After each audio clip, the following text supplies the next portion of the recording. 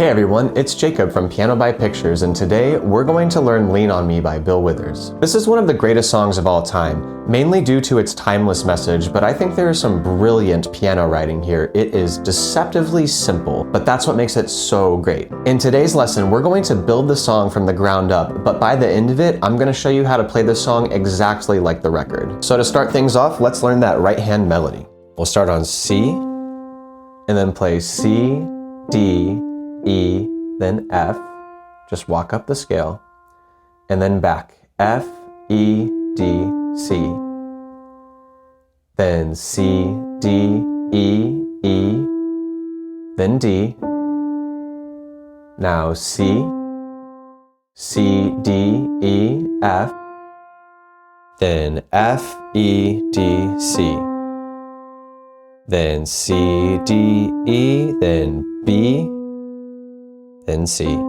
Now, to prepare for the right hand chords, we're going to do a little exercise and we're going to play what we just did, but this time using only our right hand pinky. C, C, D, E, F, F, E, D, C, C, D, E, E, then D, back to C, C, D, E, F, F, E, D, C, and then we'll play C, D, E, then B, a little bit of a jump there, and then land on C.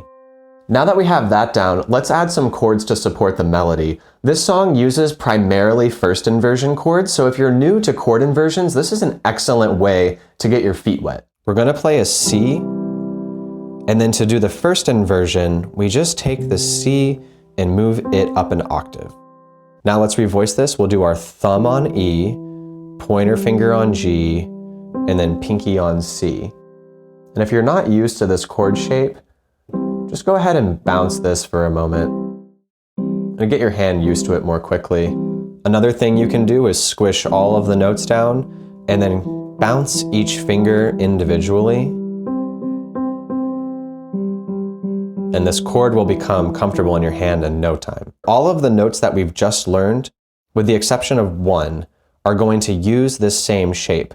So C, and then we just move the hand up to D, and then again to E, and then F, and then same back, F, E, D, C. We're almost like stamping out the chord. And then we'll go C, D, E, E,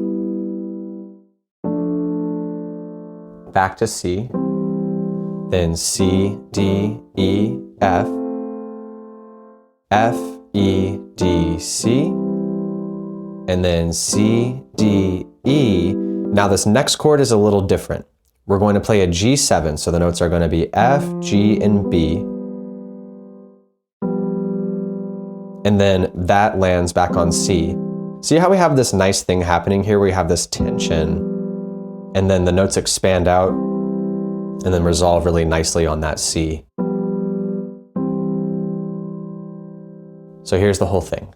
C, C, D, E, F, F, E, D, C, C, D, E, E, then D, back to C, C, D, E, F, F, E, D, C, then C, D, E, here's that G7, and then we land on C here.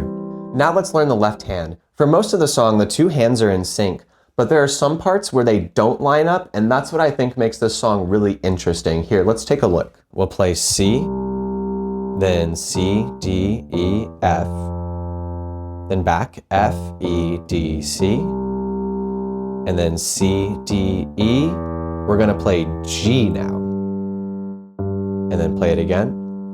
Back to C, C, D, E, F, then F, E, D, C, then C, D, E, and then we're gonna play G, and then land back on C. Here's how the two hands fit together.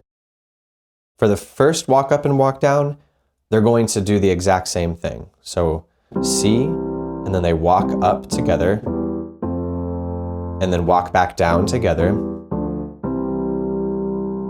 Then we'll play C, D, E, and then the right hand is going to stay on this E minor chord, and the bass is going to move to G. And this creates a G6. So it's kind of like a G, but then we just have this note on top.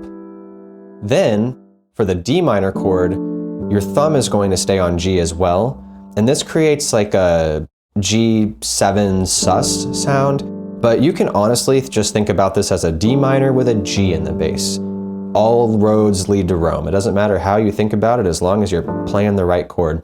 And this little chord right here is really common in gospel music. So I would definitely take a little extra time to get used to this D minor with a G in the bass because it's in a ton of gospel music. Anyway, back to C, then C, D, E, F, F, E, D, C, and then here's that G7, C, D, E, G7, and then we land back on C. I want to address something that I see a lot of people get wrong, and I want to talk about it so that you can avoid this problem. There are several important chords in this song that happen on upbeats. Basically, what an upbeat is it's a beat that's in between the main beats. So if we count 1, 2, 3, 4, in between each of those beats, there's a little beat called an upbeat. So we go 1 and 2 and 3 and 4 and. Let me show you how this works. I'm just going to count along while I play and put special emphasis on where those upbeats are. So we're going to play 1, 2, 3 and 4 and 1, 2, 3 and 4 and 1, 2, 3 and 4 and 1, 2 and 3. Hear how that's an upbeat right there? Back to C, then 3 and 4 and 1, 2, 3 and 4 and 1, 2. Upbeat, upbeat. All right, let's play this thing together a few times.